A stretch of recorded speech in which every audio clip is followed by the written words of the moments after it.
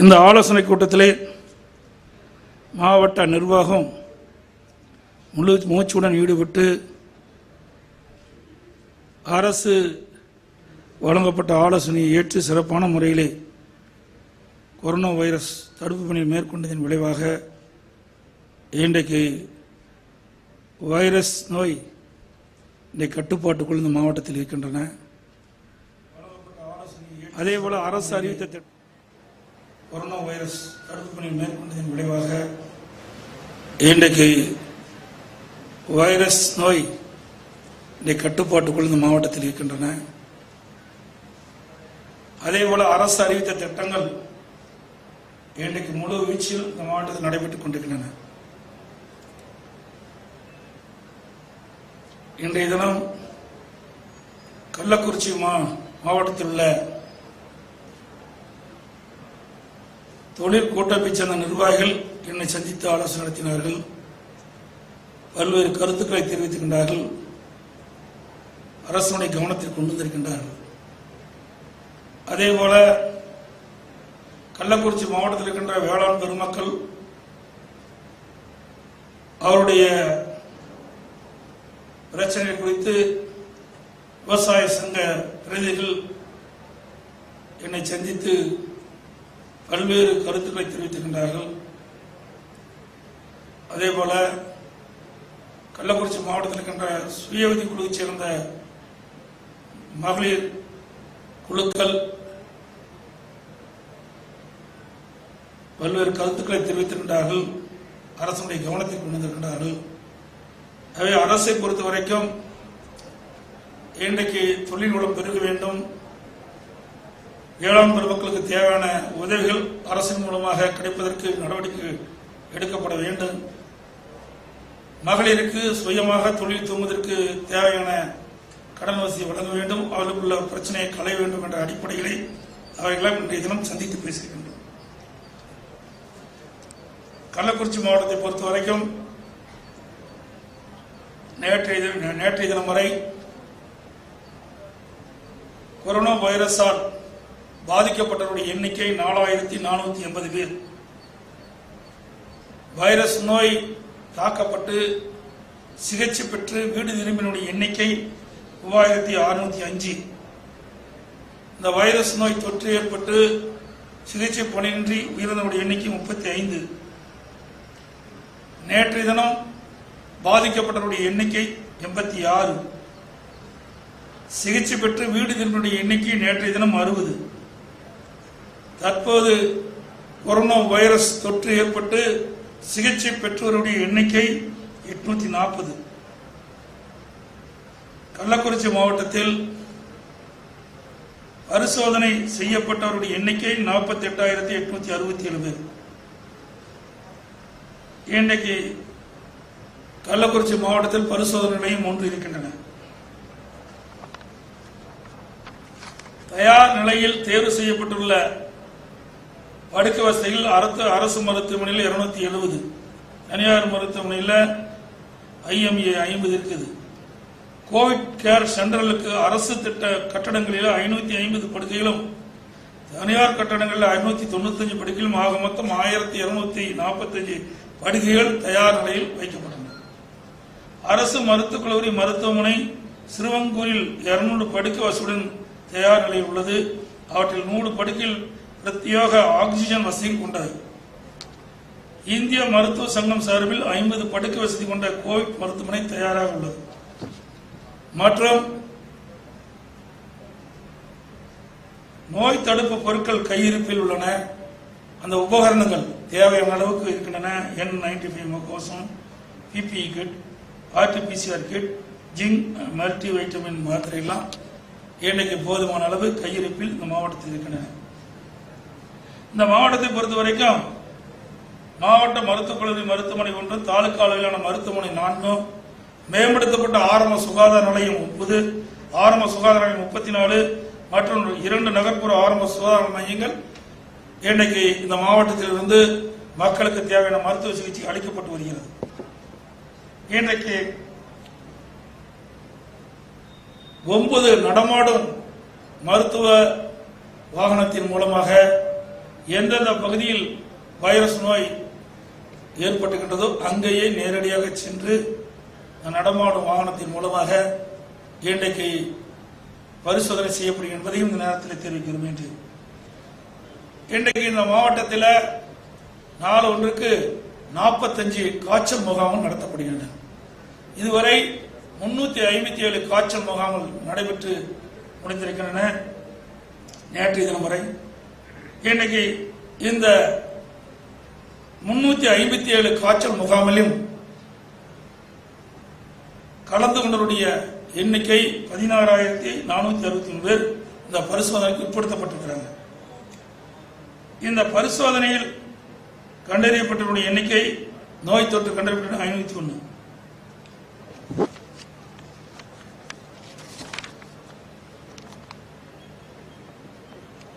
மாண்புமிகு அம்மாவுடைய அரசு, மாண்புமிகு அமைச்சர், மாண்புமிகு சட்டப்பேரவை உறுப்பினர்கள் வைத்த கோரிக்கையை நிறைவேற்றுகின்ற விதமாக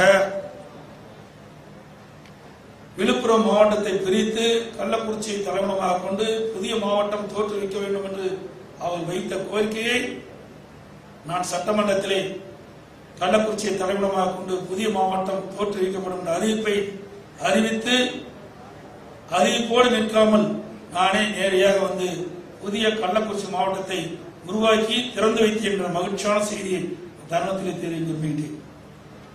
இன்றைக்கு மாவட்டம் தோற்றுவிக்கப்பட்ட 6 மாதத்தில் 4 அமைச்சர்களும் 4 சட்டப்பேரவை உறுப்பினர்களும் எங்கே ஒரு அரசு மருத்துவக் கல்லூரி மருத்துவமனை உருவாக்கப்பட வேண்டும் என்று கோரிக்கை வைத்தார்கள். அவருடைய கோரிக்கையை ஏற்று மத்திய மாநில அரசுகள் இணைந்து 382 கோடி ரூபாயில மருத்துவக் கல்லூரியுடன் கூடிய மருத்துவமனை உருவாக்கப்படும் என்ற அறிவிப்பை அறிவித்து அந்த மருத்துவக் கல்லூரியும் இன்றைக்கு அடிக்கல் நாட்டப்பட்டு இன்றைக்கு அடிக்கல் நாட்டப்பட உள்ளது. அடிக்கல் நாட்டப்பட்டு இன்றைக்கு பணிகள் துவங்கப்பட்டுகின்ற செய்தி இந்த நேரத்தில் தெரிவிக்க வேண்டும். சிறுவங்கூர் கிராமத்தில் இந்த மருத்துவமனை துவங்க இருக்கின்றன. ஆக மாவட்ட துவங்கப்பட்டு 6 மாதத்தில் 382 கோடி ரூபாயில இந்த மாவட்ட மக்களுக்கு தேவையான உரிய சிகிச்சை அளிக்க என்பதற்காக உயர் தர சிகிச்சை ஏழை மக்களுக்கு கிடைப்பதற்காக அம்மாவுடைய அரசு மருத்துவக் கல்லூரி மருத்துவமனையை இன்னைக்கு உருவாக்கி தந்திருக்கின்ற செய்தி இந்த நேரத்தில் தெரிவிக்கின்றேன். உளுந்தூர்பேட்டை அரசு மருத்துவமனையில் விபத்து மற்றும் அவசர சிகிச்சை பிரிவு 1.5 கோடி ரூபாய் மதிப்பீட்டில் ஏற்படுத்தப்பட்டிருக்கிறது. அதேபோல மகப்பேறு மருத்துவமனை இன்றைக்கு 14 கோடியில கட்டப்பட்டு வருகிறது. இங்கே சுகாதாரத்துறையின் பல்வேறு புதிய கட்டடங்கள் 3.5 கோடி மதிப்பீட்டில் பணிகள் நடைபெற்று வருகின்றன. இதெல்லாம் அம்மாவுடைய அரசு இந்த பகுதியிலே செயல்படுத்த திட்டங்கள் என்பதை நேரத்திலே தெரிவிக்க விரும்புகின்றேன். அது மட்டும் இல்லாம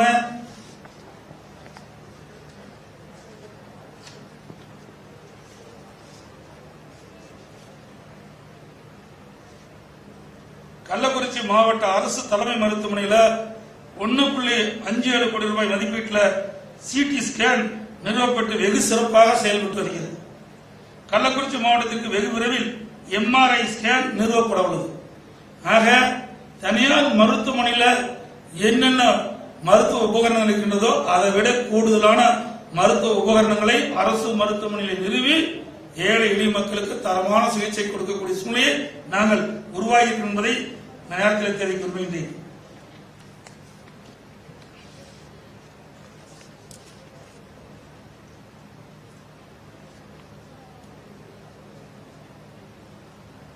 இன்றைக்கு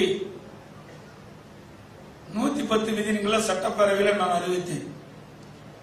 ஏழை எளிய மக்கள் அரசை நாடி செல்வதை காட்டிலும் நேரடியாக அரசாங்கமே அவரிடத்தில் சென்று குறைகளை தீர்க்க வேண்டும் என்ற அடிப்படையிலே முதலமைச்சர் சிறப்பு குறை தீர்க்கும் திட்டம் என்ற ஒரு திட்டத்தை 110 விதிகள் சட்டமன்றத்தில் நான் அறிவித்தேன்.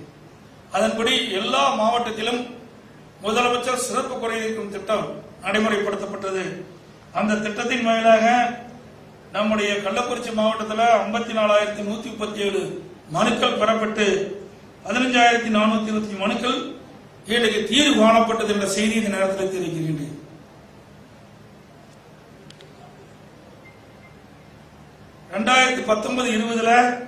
4521 இலவச வீட்டுமனை பட்டாக்கள் இந்த மாவட்டத்தில் வழங்கப்பட்டுள்ளன. கல்லுராயன் மலையை தலையிடமாக கொண்டு புதிய தாலுகா கொண்டு உருவாக்கப்பட்டு நிர்வாக வசதியாக உருவாக்கப்படுகின்ற செய்தி இந்த நேரத்தில் தெரிவிக்கிறேன். பொதுப்பணித்துறையின் மூலமாக 2020-21 ஆண்டு 23 பணிகள் 11.25 கோடி ரூபாய் எடுத்துக் கொள்ளப்பட்டு இதுவரை 60% பணிகள் நிறைவேற்றப்பட்டுள்ளன. 16, 17, 17, 18, 19, 20 ஆகிய ஆண்டுகளில் 50 பணிகள் எடுத்துக் கொள்ளப்பட்டு இன்றைக்கு 16 கோடியில் எடுத்துக் கொள்ளப்பட்டு முடிக்கப்பட்டுள்ளன. இன்றைக்கு குடிமராமத்து திட்டம் என்ற ஒரு அற்புதமான திட்டத்தை அம்மாவுடைய அரசு அறிவித்து வெற்றிகரமாக இன்றைக்கு செயல்படுத்திக் கொண்டிருக்கிறது. இந்த திட்டத்தை பொறுத்த வரைக்கும் முழுக்க முழுக்க விவசாய பங்களிப்புடன் நிறைவேற்றுகின்ற திட்டம் இந்த குடிமராமத்து திட்டம். இன்றைக்கு நீண்ட காலமாக ஏரிகள், குளங்கள், குட்டைகள், ஊரணிகள்லாம் தூர் வாரப்படாமல் இருந்தது. பொதுப்பணித்துறைக்கு கீழ் வருகின்ற பொதுப்பணித்துறையின் கீழ் பராமரிக்கப்பட ஏரிகளின் எண்ணிக்கை 14,000. ஊராட்சி ஒன்றியத்தின் மூலமாக பராமரிக்கப்படக்கூடிய ஏரியுடைய எண்ணிக்கை 26,000. மொத்தம் 40,000 ஏரிகள் தமிழகத்தில் இருக்கின்றன. இன்னைக்கு பெரிய ஏரிகள், சிறிய ஏரிகள், குளம், குட்டை, ஊரணிகள்லாம் இப்படி 40,000 இருக்குது. இதை ஒவ்வொரு ஆண்டும் குறிப்பிட்ட அளவு ஏரிகளை எடுத்து அதுக்கு தேவை நிதி ஒதுக்கீடு செஞ்சு விவசாய பங்களிப்போடு இந்த திட்டத்தை நாங்கள் நிறைவேற்றிருக்கிறோம். இந்த திட்டம் வெற்றிகரமா அமைஞ்சிருக்குது. விவசாய இடத்திலையும் பொதுமக்கள் இடத்திலையும் அமோக வரவேற்பை பெற்றிருக்கின்றோம். இந்த திட்டத்தின் மூலமாக ஏரியில் வெள்ளப்படுகின்ற மண், மண்டல் மண் விவசாய நிலத்திற்கு இயற்கை உரமாக பயன்படுது. ஏரி ஆழமாகுது, கரையை பலப்படுத்துறாங்க, வளர்த்து வாய்க்காலை சுத்தப்படுத்துறாங்க, மதக சீர்சமைக்கிறாங்க. இதனால் பயிர மழைநீர் முழுவதும் சேமித்து கூடுதலான நீரை சேமிக்கிறோம். அதுதான் இந்த திட்டத்தினுடைய நோக்கம். இந்த திட்டம் வெற்றிகரமாக இன்றைக்கு தமிழகத்தில் நடைபெற்றுக் கொண்டிருக்கின்ற செய்தி இந்த நேரத்தில் தெரிவிக்கிறேன். இந்த திட்டம் இன்னைக்கு சிறப்பாக நடைபெற்ற காரணத்தினால பருவகாலங்களில் பெய்கின்ற மழைநீர் முழுவதும் சேமித்து நிலத்தடி நீரை உயர்த்தி வேளாண் பெருமக்களுக்கு தேவை நீர் கிடைக்குது, குடிப்பதற்கு தேவை நீர் கிடைக்குது. அந்த திட்டத்தை நாங்கள் செயல்படுத்திக் கொண்டிருக்கின்ற செய்தி இந்த நேரத்தில் தெரிவிக்கின்றேன். அதே போல இன்றைக்கு தடுப்பணை, இன்றைக்கு பருவகாலங்களில் பெய்கின்ற மழைநீர் ஓடையின் குறுக்கே, நதியின் குறுக்கே சென்று வீணா போய் கடல்ல கிடக்குது. அப்படி வீணாக செல்கின்ற நீரை ஆங்காங்கே தடுப்பணை கட்டி நீரை சேமிக்க வைக்க வேண்டும் என்ற ஒரு நீண்ட கால திட்டத்தின் அடிப்படையில் 3 ஆண்டு கால திட்டத்தின் அடிப்படையில் 1000 கோடி ஒதுக்கி அந்த பணியை நாங்கள் நிறைவேற்றிருக்கிறோம். இன்றைக்கு முக்த ஆற்றின் குறுக்கே எடுத்தவாய் நத்தம் கிராமத்தில் 1.90 கோடி மதிப்பீட்டில் தடுப்பணை கட்டும் பணி 2009 மணி நிறைவு செய்யப்பட்டது. மலக்காற்று வாய்க்காலில் உள்ள மதுகள், வாய்க்கால்கள் மற்றும் கரைகளை வலுப்படுத்த தூர்வாரும் பணிக்கு 22 கோடி ரூபாய் இன்றைக்கு பணி துவங்கப்பட்டிருக்கிறது. இதனால் 16 ஏரிகள் மூலம் 25,000 ஏரிகள் விவசாய நிலங்கள் பாசன வசதி கிடைக்கக்கூடிய சூழலை உருவாக்கி இருக்கிறோம். அதே போல கோமிகி, மணிமுக்தா, வசிஷ்டா மற்றும் கெடிலம் ஆகிய ஆறின் குறுக்கே ரூபாய் 43 கோடி மதிப்பீட்டில் 9 தடுப்பணைகள் கட்டும் பணிக்கு மதிப்பீடு ஆய்வில் உள்ளது. இதெல்லாம் அற்புதமான திட்டம். அதோட மணிமுக்தா நதியின் அணை உடனமைப்பு பணிக்காக நிதி ஒதுக்கீடு செய்யப்பட்டு 4270 ஏக்கர் நீர்ப்பாசன பணிகள் முடிக்கப்பட்டு அதனுடைய மதிப்பு 72 கோடி ரூபாய் முடிக்கப்பட்டது. இதையெல்லாம் இன்னைக்கு அம்மாவுடைய அரசு நீர் மேலாண்மை திட்டத்தின் மூலமாக செயல்படுத்தி நீர் ஆதாரத்தை பெருக்கியுள்ளது என்பதை நேரத்தில் தெரிவிக்கிறேன். அதுபோல நெடுஞ்சாலைத்துறையின் மூலமாக பல்வேறு பணிகள் நடைபெற்றுக் கொண்டிருக்கின்றன. கள்ளக்குறிச்சியில போக்குவரத்து நெரிசல் அதிகமாக இருக்கின்ற காரணத்தினால அந்த போக்குவரத்து நெரிசல் குறைப்பதற்காக இன்றைக்கு கள்ளக்குறிச்சி நகரில் சுற்றுச்சாலை அமைப்பதற்காக விரிவான திட்ட அறிக்கை தயாரிக்கின்ற பணி நடைபெற்றுக் கொண்டிருக்கின்றது. ஒருங்கிணைந்த சாலை மேம்பாட்டு திட்ட பணி 2019 185 கிலோமீட்டர் நீள சாலைகள் 119 கோடி ரூபாயில இன்றைக்கு பணி நடைபெற்றுக் கொண்டிருக்கின்றது. அதேபோல CRITP திட்டத்தின் மூலமாக 2020-21 193 கிலோமீட்டர் சாலைகள் பராமரிப்பதற்காக 131 கோடி ரூபாய் இன்றைக்கு மேம்படுத்த ஒப்பந்தம் பரிசீலனை இருக்குது.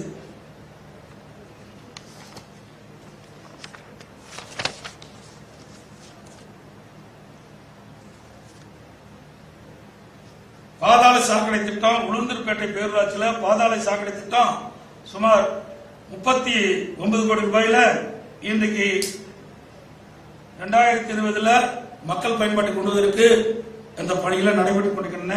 இதனால 26,000 மக்கள் பயன்படுறாங்க பாதாள சாக்கடை திட்டத்தின் மூலமாக. அதில் JJM ஜல் ஜீவன் மிஷன் திட்டத்தின் கீழே 2020-21 ஆண்டுல 77 ஊராட்சியில் உள்ள 161 குக்கிராமங்களில் 42,698 வீடுகளுக்கு இன்றைக்கு 45.5 கோடி ரூபாயில மதிப்பீட்டில் வீடுகளுக்கு குடிநீர் இணைப்பு வழங்க அரசு திட்டமிடப்பட்டு அந்த ஒப்பந்தமும் கோரப்பட்டுள்ளது.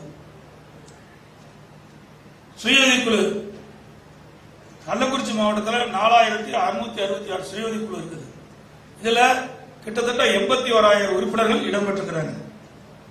இன்றைக்கு 3 ஆண்டுகள அம்மாவுடைய அரசு சுய உதவிக்குழுக்கு 560 கோடி ரூபாய் கடனுதவி வழங்கப்பட்டிருக்கின்றன. 2019-20 மட்டும் 240 கோடி சுய உதவிக்குழுக்கு கடன் இலக்கு நிர்ணயிக்கப்பட்டு 243.66 கோடி கடன் கொடுத்திருக்கிறோம். அதேபோல 2020-21 ஆண்டு சுய உதவிக்குழுக்களுக்கு 340 கோடி ரூபாய் கடன் கொடுப்பதற்கு இலக்கு நிர்ணயிக்கப்பட்டு இதுவரை 24,600 பேருக்கு 63.73 கோடி ரூபாய் கடனுதவி வழங்கப்படுகின்ற செய்தி இந்த நேரத்தில் தெரிவிக்கின்றேன். ஏனென்றால் இன்றைக்கு அதிகமா கடன் வழங்கப்பட்ட என்று சொன்னால் தமிழகத்தில் சுய உதவிக்கு தான் அதிகமாக கடன் கொடுத்துக்கிறாங்க. ஏன்னா மகளிர் சுயமாக தொழில் துவங்க வேண்டும் என்ற இதே புரட்சித் தலைவி அம்மாவும் தொலைநோக்கு சிந்தனையோடு சிந்தித்து அவர்கள் அந்த சுய உதவிக்குழுவை வளர்த்தார்கள். அது தொடர்ந்து அந்த மகளிருக்கு தேவையான கடனுதவி வழங்க வேண்டும் என்பதற்காக மற்றவைகளை காட்டிலும் அதிகமாக கடனுதவி வழங்கிய அரசு அம்மாவுடைய அரசு சுய உதவிக்குழு. அதே போல அம்மா இருசக்கர வாகனம் உழைக்கும் மகளிருக்கு அம்மா இருசக்கர வாகனம் நாங்கள் அம்மாவுடைய அரசு கொடுத்திருக்குது. 1919 நபர்களுக்கு வாகன ஒதுக்கீடு வழங்கப்பட்டு 941 நபர்களுக்கு 235.25 லட்சம் மானியம் வழங்கப்பட்டிருக்கிறது. கடந்த 3 ஆண்டுகளில் 2,974 மகளிருக்கு ரூபாய் 7.43 கோடி மதிப்பிலான மானியம் வழங்கப்பட்டிருக்கிறது வாகனம் வாங்குறதுக்கு மட்டும். கல்வாயின் மலைவாழ் பகுதியில் உள்ள பழங்குடியின பள்ளிகளின் அடிப்படை உள்கட்டமைப்புகளை மேம்படுத்துவதற்காக அம்மாவுடைய அரசு சுமார் 15 கோடி ரூபாய் நிதி ஒதுக்கீடு வழங்கப்பட்டிருக்கின்றன. அதுபோல விலையில்லா கரை மாலை கொடுக்குறாங்க, அதில் விலையில்லா ஆடுகள் கொடுக்கிறோம், புறக்கடை கோழி வளர்ப்பு அம்மாவுடைய அரசு வழங்கியிருக்கிறது. இப்படி ஏழை எளிய மக்கள் கிராமப்புற விவசாய பெண் தொழிலாளர்கள் முன்னேற்றத்திற்காக பொருளாதார மேம்பாடு அடைவதற்காக இந்த திட்டத்தை எல்லாம் அம்மாவுக்கு கொண்டு வந்தார்கள். அதை அம்மாவுடைய அரசு சிறப்பான முறையில் செயல்படுத்திக் கொண்டிருக்கின்ற நேரத்தில் தெரிவிக்கின்றேன். பொது விநியோக திட்டம் சிறப்பான முறையில் நடைபெற்றுக் கொண்டிருக்கின்றது. இன்றைக்கு முகக்கவசம் அனைத்து குடும்ப அட்டைதாரருக்கு வழங்க வேண்டும் என்ற அறிவிப்பை கொடுத்திருக்கிறேன். முதற்கட்டமாக மாநகராட்சி, நகராட்சி, பேரூராட்சியில் இருக்கின்றவர்களுக்கு 4.5 கோடி முகக்கவசம் வாங்கி விநியோகம் செய்யப்பட்டிருக்கிறோம். மற்ற பகுதியில் இருக்கின்ற மக்களுக்கும் விரைவாக முகக்கவசம் ஒவ்வொருவருக்கும் தலா 2 முகக்கவசம் வழங்குவதற்கு அரசு நடவடிக்கை எடுக்கப்பட்டிருக்கின்ற செய்தி இந்த நேரத்தில் தெரிவிக்கின்றேன். வேளாண்மை பொறுத்த வரைக்கும் கள்ளக்குறிச்சி மாவட்டத்தில் 2019-20 நுண்ணுயிர் பாசன திட்டத்திற்கு 126 கோடி 65 லட்சம் மானியத்தில் 43,467 ஏக்கரில் நுண்ணுயிர் பாசன அமைப்புகள் நிறுவப்பட்டுள்ளன. அதிகமான தொகை இந்தியாவிலேயே நாம தான் அதிகமா தொகையை நம்ம விவசாயிகளுக்கு வாங்கி கொடுத்திருக்கிறோம். நடப்பாண்டுல 2020-21 இன்றைக்கு சொட்டு நீர் பாசனம் மற்றும் தெளிப்பு நீர் பாசனத்திற்காக 96 கோடியே 22 லட்சம் ரூபாய் நிதி ஒதுக்கீடு செய்யப்பட்டு பணிகள் நடைபெற்றுக் கொண்டிருக்கின்றன. திருக்கோயிலூர், உளுந்தூர்பேட்டை மற்றும் கள்ளக்குறிச்சி ஒழுங்குமுறை விற்பனை கூடங்களில் தேசிய மின்னணு வேளாண் சந்தைக்கான உட்கட்டமைப்பு வசதிகள் 11 கோடி 3 லட்சம் ரூபாய் மதிப்பீட்டில் ஏற்படுத்தப்பட்டுள்ளன.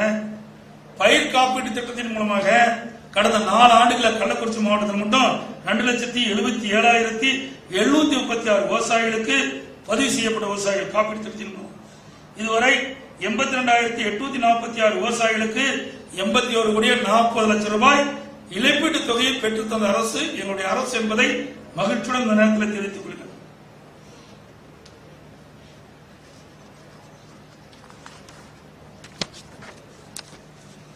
பள்ளி கல்வித்துறை பொறுத்தவரைக்கும் கடந்த 3 ஆண்டுகள் 8 நடுநிலைப் பள்ளிகள் உயர்நிலைப் பள்ளிகளாகவும் ஒரு உயர்நிலைப் பள்ளி மேல்நிலைப் பள்ளியாகவும் இந்த மாவட்டத்தில் தரம் உயர்த்தப்பட்டிருக்கின்றன. விலையில்லா மடிக்கணி வழங்கும் திட்டத்தின் கீழ 89,760 பேர்களுக்கு 327 கோடி ரூபாயில இன்றைக்கு இந்த கள்ளக்குறிச்சி மாவட்டத்தில் ஏழை எளிய குடும்பத்தில் பிறந்த மாணவ மாணவி இன்றைக்கு சிறப்பான கல்வி, விஞ்ஞான கல்வி கிடைப்பதற்காக இன்னைக்கு வல்லரசு நாட்டில் கூட விலையெல்லாம் மடிக்கணினி கொடுப்பது கிடையாது. அந்த மடிக்கணினி கொடுக்கின்ற திட்டத்தை இதே புரட்சித் தலைவர் அம்மாவர்கள் தொடங்கி வைத்தார்கள். அம்மா தொடங்கப்பட்ட அந்த திட்டத்தை இன்றைக்கு கண்ணை இமைகாப்பதை போல நம்முடைய மாணவ செல்வனுடைய அறிவுத்திறனை மேலும் வளர்ப்பதற்காக இன்றைக்கு உலக அளவிலேயே நம்முடைய மாணவர்கள் போட்டி போட்டு திறனை வளர்த்துக் கொள்வதற்காக மடிக்கணி வாங்குவதற்கு 327 கோடி ரூபாய் இந்த மாவட்டத்தில் வழங்கி இருக்கிறோம். அதே போல உயர்கல்வி இன்றைக்கு ஏழை குடும்பத்தில் பிறந்த மாணவ மாணவிக்கு இன்றைக்கு குறைந்த கட்டணத்திலே கல்வி கற்க வேண்டும். இன்னைக்கு அதிகமான அரசு கல்லூரியை உருவாக்கியது அம்மாவுடைய அரசு தான்.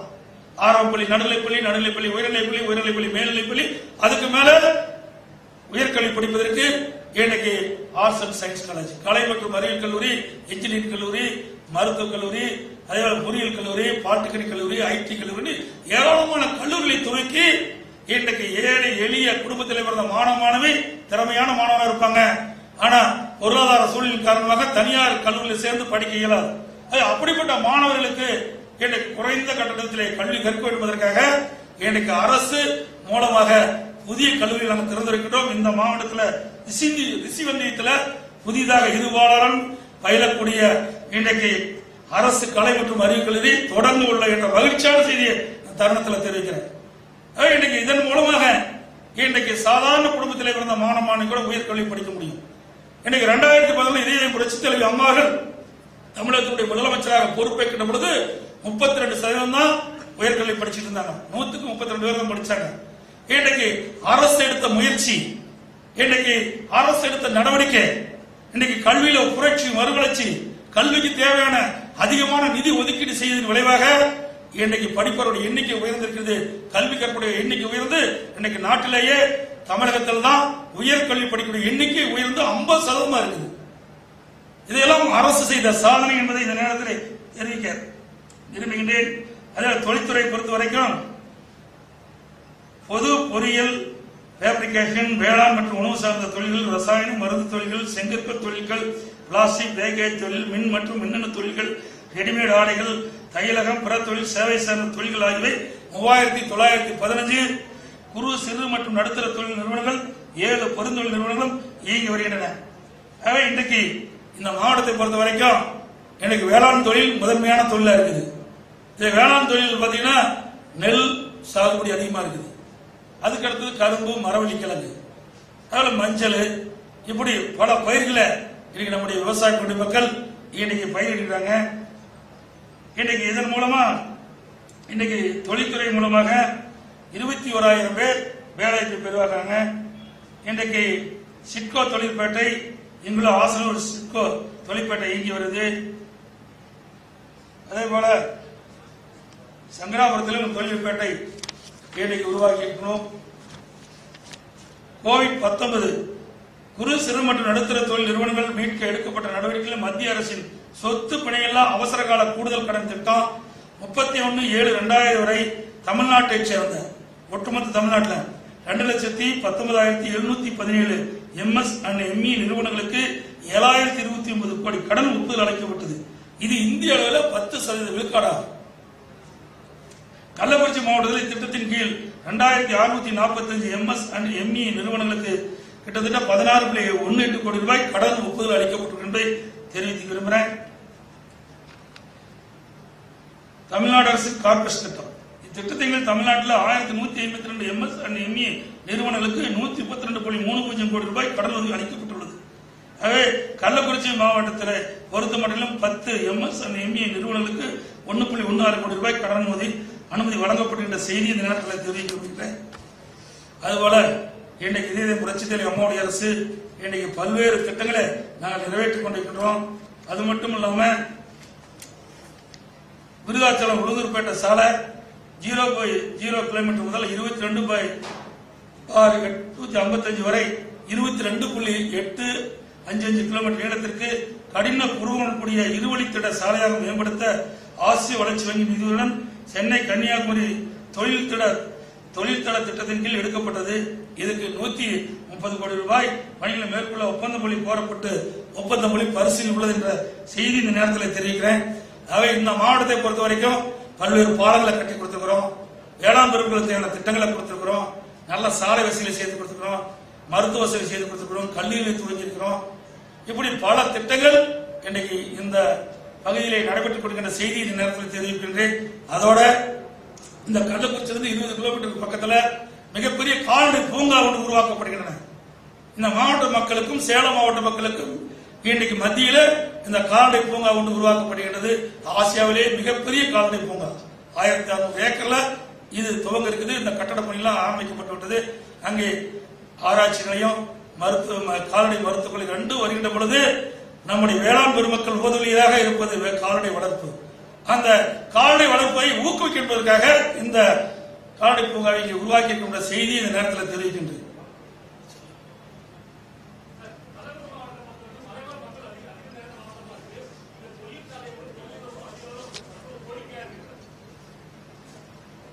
அரசை பொறுத்த வரைக்கும் தொழில் துவங்குவதற்கு யார் முன் வந்தாலும் அவர்களுக்கு தேவையான உதவி செய்வதற்கு தயாராக இருக்கிறது. அதை சிங்கிள் விண்டோ சிஸ்டம் என்று சொல்லி இன்றைக்கு விண்ணப்பித்தால் குறிப்பிட்ட காலத்தில் அனைத்து அனுமதியும் வழங்கப்படுகிறது.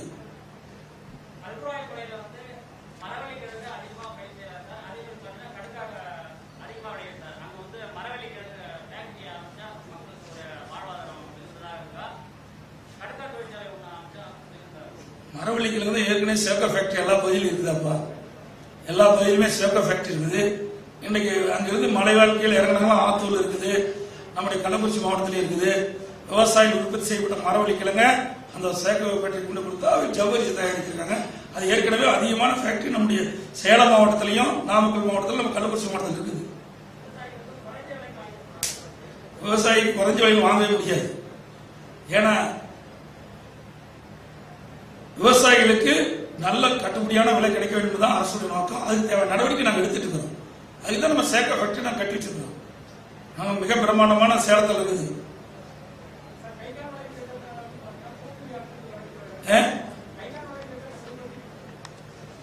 மலை பகுதியில கைகான் வளைவு என்ற இடத்துல உயர்மட்டம் சிறிய அணைக்கட்டு கட்டுறதா சொல்லியிருக்காங்க. அதனால பாத்தீங்கன்னாக்க கோமிகி அணைக்கு வரக்கூடிய பிரதான நதியான காட்டாற்றுல வரக்கூடிய தண்ணீர் தேக்கி சேலம் மாவட்டத்துக்கு மட்டுமே பயன்படுற மாதிரி ஒரு தகவல் வருது. இது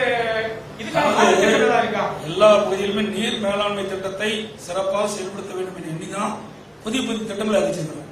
இன்னைக்கு உபரி நீரா போய் வீணா போகுது. எங்கெல்லாம் உபரி நீர் இருக்குது, ஒரு பகுதிக்கு தேவையான நீர் போக மீதி இருக்கிற நீர் மற்ற பகுதிக்கு திருப்பிட வேண்டும் தான் அரசு நோக்கம். அதன் அடிப்படையில் தான் புதிய திட்டத்தை உருவாக்குறோம். புதிய திட்டம் தான் சார். ஆனால் பிரதான வாய்க்கால காட்டாறு தான் சார். அப்படி அதான் சொல்றேன். ஏற்கனவே கணக்கிட்டு செஞ்சுதான் செய்வாங்க. எதையுமே ஏற்கனவே போற தடுக்க மாட்டாங்க. அங்கே பாசனம் பெறுகின்ற பகுதிக்கு போக தேவையான நீர் போக மீறி இருந்தால் அந்த நீரை எடுக்கிறதுக்கு அது கணக்கிட்டு தான் செய்யறாங்க. இதற்கென ஒரு குழு அமைக்கப்பட்டிருக்கிறது. இன்னைக்கு ஓய்வு பெற்ற பொறியாளர் 5 பேர் நியமிச்சிருக்க 2 வருஷத்துக்கு முந்தி 2 தலைமை ஓய்வு பெற்ற பொறியாளர், 3 கண்காணிப்பு பொறியாளர் அவர் பார்வையிட்டு அந்த நீர் எங்க பகுதிக்கு போகுது, எவ்வளவு ஏக்கர் பாதம் பெறுது, அதை விட இன்னைக்கு அதிகமா போய் நீர் அதிகமா போய் வீணாகுதுன்னா பக்கத்தில் ஏதாவது பாசனம் பெற பகுதி இருந்தால் அதை திருப்பி விடுவதற்கு தான் இந்த குழு அமைக்கப்பட்டு அந்த குழுவின் பரிந்துரைப்படி தான் எல்லாமே செயல்படுத்திட்டு சார். இப்ப கள்ளக்குறிச்சி மாவட்டத்தில் பத்திரிகையாளர்களுக்கு இதுவரை எந்த சலுகையும் கிடைக்கல சார். இருந்தாலும் வீட்டுமனை பட்டா நான் கிட்டத்தட்ட ஒரு 15 ஆண்டு காலமா நாங்க மனு கொடுத்துருக்கோம் சார். இதுவரை வீட்டுமனை பட்டாவே வழங்கல சார் கள்ளக்குறிச்சி மாவட்டத்தில். ஒவ்வொரு பகுதியாக பட்டா வழங்கிட்டு இருக்கோம். மதுரையில் கூட கேட்டாங்க. இப்ப நான் மதுரைக்கு போயிருந்தேன். 25 பேருக்கு பட்டா கொடுத்தோம். ஏற்கனவே 150 பேர் கொடுத்திருந்தாங்க. அங்க இருக்கின்ற பத்திரிகையாளர் சங்கத்தை சேர்ந்த சகோதரர்கள் எங்களுக்கு வீட்டுமனை பட்டா வேணும்னு கேட்டாங்க. அங்க இப்போ 2 நாளைக்கு மீதி போயிருந்தேன். நல்ல ஒரு வாரமா இருக்கு. அங்க கூட 25 பேருக்கு பட்டா கொடுத்திருக்கிறோம். இப்படி பல பகுதிகள் கேட்கிறாங்க. படிப்படியாக அங்க இருக்கின்ற நிலம் கண்டறியப்பட்டு நம்முடைய பத்திரிகையாளருக்கு தேவையான வீட்டுமனை பட்டா வழங்குவதற்கு அரசு துணை நிற்கும் வழங்கும். சார், இ பாஸ் முறையை தொடர்ந்து ரத்து செய்யணும் சொல்லி திமுக தொடர்ந்து வலியுறுத்தி வந்துட்டு இருக்காங்க. இதற்கான விளக்கமும் நீங்க சொல்லிட்டீங்க. இருந்த போது இந்த இ பாஸ் முறையை ரத்து பண்ணி திமுக வலியுறுத்தி வந்துருக்காங்க. தொடர்ந்து கேட்டிருந்து நீங்க வெளியே இருக்கணும். ஆனால் அதுக்கான பதில் தெளிவா சொல்லிக்கிட்டேன்.